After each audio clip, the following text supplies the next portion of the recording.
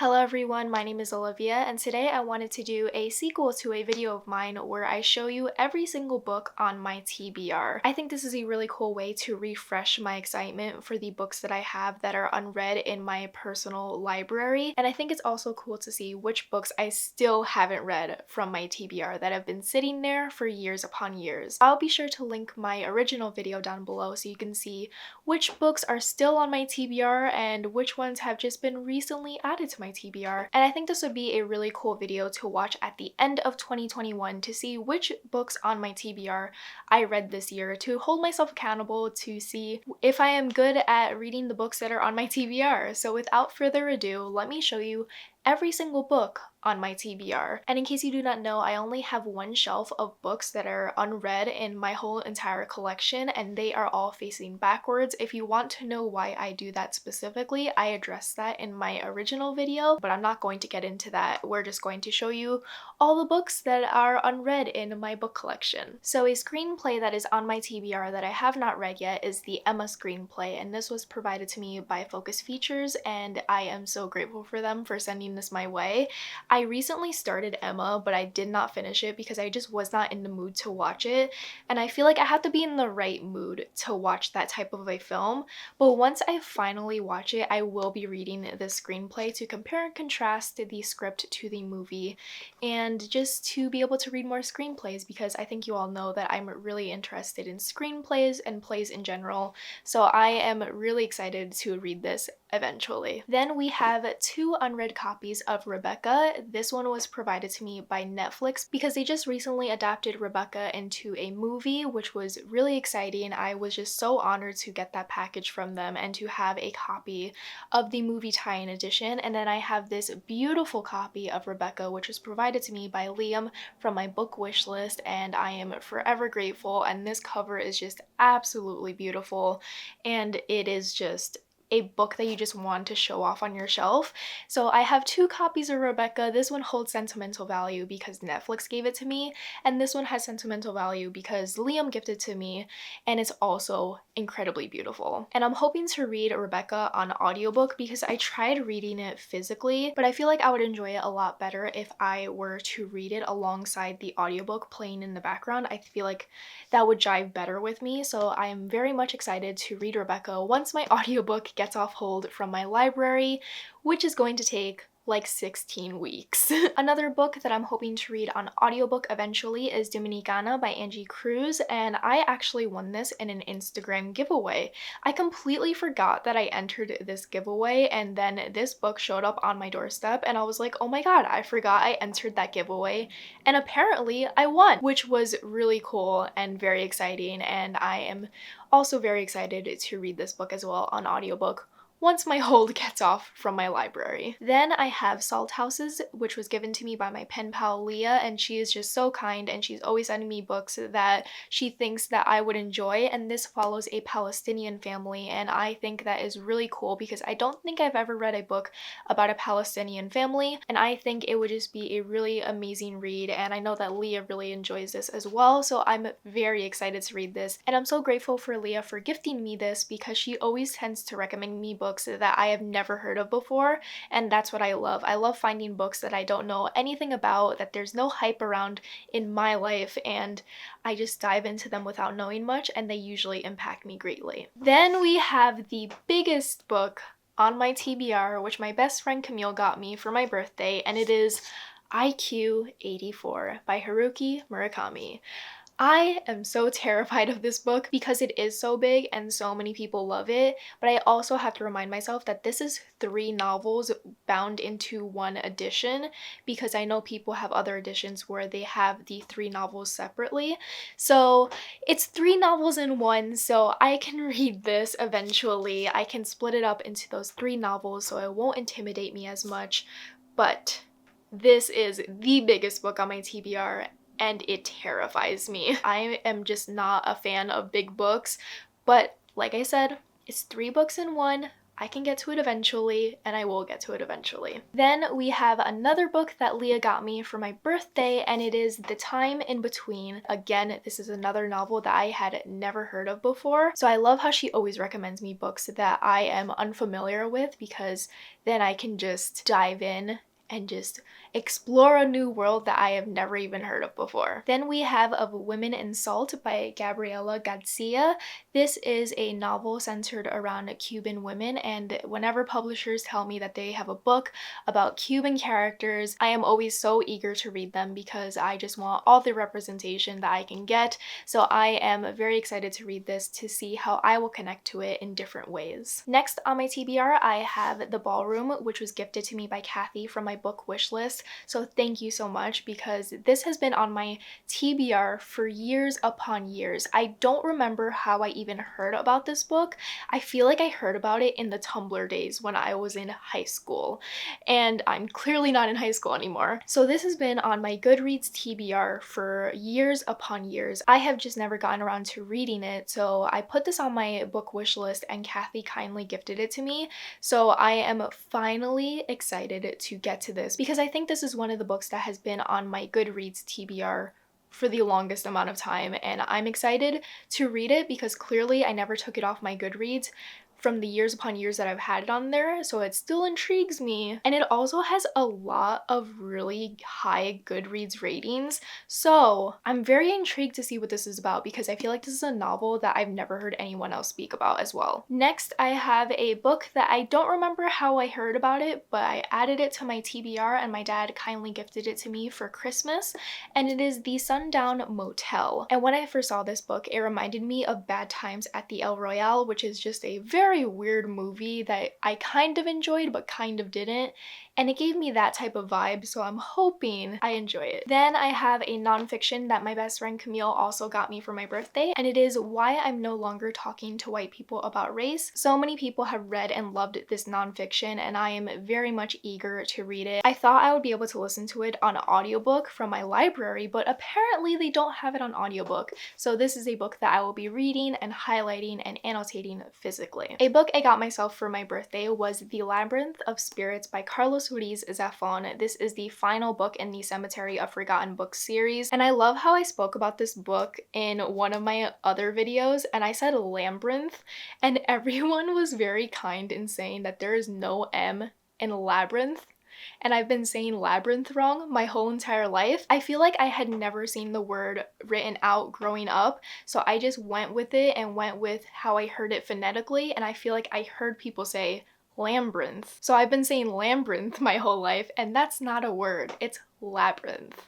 So here we have The Labyrinth of the Spirits, and I'm very much excited to read this. This is also one of the biggest books on my TBR, but with Carlos Ruiz Zafon's books, I'm always able to speed through them really quickly because once they grip me, I am just in the story. I can't wait to find out what's gonna happen next, and they just consume me entirely, and that's what I love about them. Then we have another book that Leah kindly gifted to me for Christmas, and it is Plain Bad Heroines, and I am so excited to read this because I've heard so many good things about it, and I don't know much about the book, but that's what I really enjoy. Sometimes I like not knowing too much about a book's premise before diving right in, and this is the type of book where I don't want to know too much about the synopsis. I just want to go in without knowing much and see what happens there. Next, I have a book that was sent to me by the publisher, and it is Lore. All I know about this novel is it has to deal with Greek mythology. It is set in Manhattan, and it is full of adventure, and a lot of people that I trust have really enjoyed it, and Greek mythology is one of my favorite things to read about, so I'm very much excited to read this because I really enjoy Alexandra Bracken's writing. I enjoyed her Passenger duology, so I'm excited to see what she does next because I have not read a book by her in a while, so I'm excited to see how her writing has evolved over the years. And yes, I've said excited many times in this video. There's no better synonym, okay? I feel like excited is just a word that we always overuse on BookTube. It's fine. Another book that I got on Black Friday but wrapped up for Christmas for myself was Jade City. This is an adult urban fantasy that so many people I trust have been ranting and raving about it, especially Mina, who always talks about it on Twitter and in her videos, and the way that Mina pitches it is just so captivating and she always gets me excited to read it. And one of my niche interests is organized crime, and this is an urban fantasy about, I think, two rival gangs or something like that. So that piqued my interest, my very niche interest, and I'm so keen on reading this. Another fantasy book that so many people are ranting and raving about and telling me I have to read is The Poppy War. This was gifted to me by Allison from my book wish list, and they said that this series has absolutely changed our life for the better as a reader, and that excites me. And I know so many people say it's emotional and full of action, and I am really excited to read it. I know I shouldn't let the hype get to me, but I feel like the hype is getting to me because so many people I trust have really enjoyed this novel, like Alexandra from Twirling Pages or Tiffany from Read by Tiffany. So I am very excited to read this, but I'm also very much intimidated. One good thing about this series is that it's finally finished, so if I do get really immersed into this series and I want the sequel and I want the finale, they're already out, so I don't have to wait for it, which is amazing. Another book that I got myself for Christmas was These Violent Delights by Chloe Gong. This is another novel that Tiffany and Alexandra have ranted and raved about, and they just cannot stop recommending it. This also has to deal with organized crime, but this is a Romeo and Juliet retelling set in Shanghai. I am so excited to read this. So many people have also given this 5 stars, and that has really piqued my interest because I have not seen anyone else give this anything but 5 stars, so now I'm wondering if I too will give it 5 stars. So, who knows? Maybe there's a prediction there. Let's see if I read it in 2021 and I give it 5 stars. Another book on my TBR is Wicked Fox, which was provided to me by Book of the Month when they had their YA section.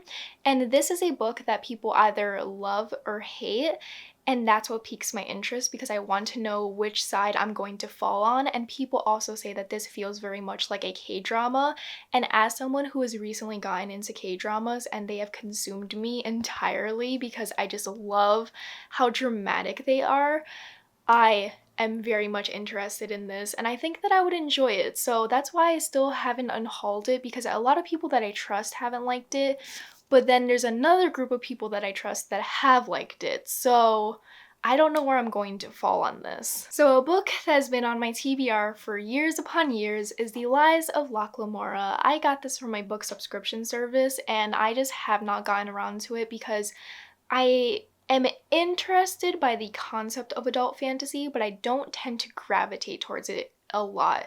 But now that I have a lot of adult fantasy on my TBR, I'm hoping that once I get into it, I'll want to read this as well. I know this is like a classic in the fantasy genre and people say it's really fun and really cool, but I just have not gotten to it yet. The same goes for A Shadow Bright and Burning, which was gifted to me by a friend named Courtney from the book Tumblr community, I believe, way back then, and I just have not read it yet because this is a YA fantasy and we know I don't gravitate towards YA, and now that I've grown up and grown older, I don't find myself that interested in YA fantasy, but I still have this on my TBR because I'm thinking maybe one day when I'm in a certain mood, I might pick this up, so that's why I still haven't unhauled it.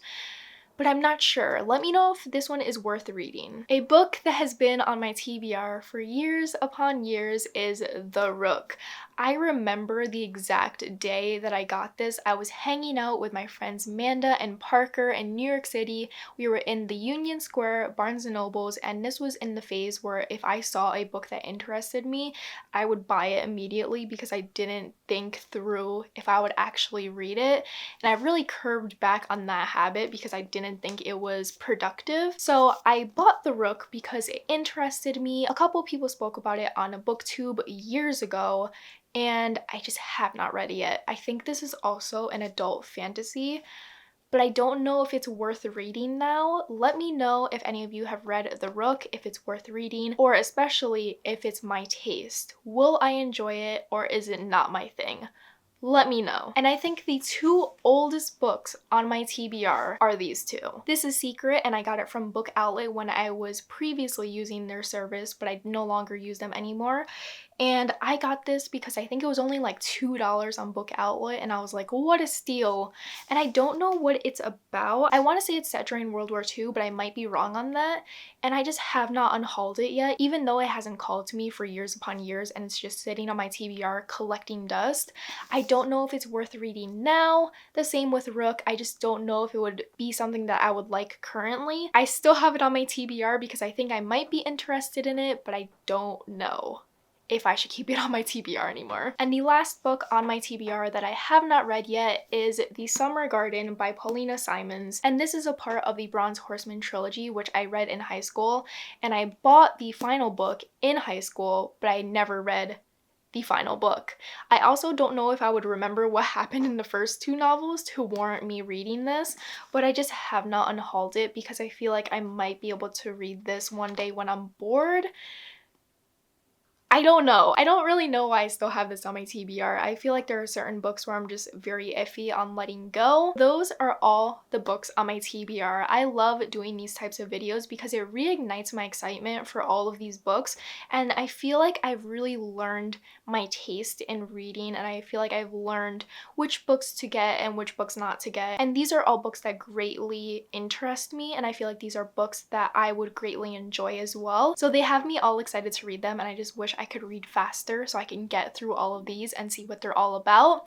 But I'm hoping in 2021 I'm able to read a lot of these, and we'll see what happens at the end of the year, whether or not I was successful or not. Let me know what books I should prioritize and read immediately. Let me know which books that I'm very iffy about, if I should unhaul them or give them a shot. And if you have stuck around this long, be sure to comment a book emoji down below so we can see who stays for the entirety of this video.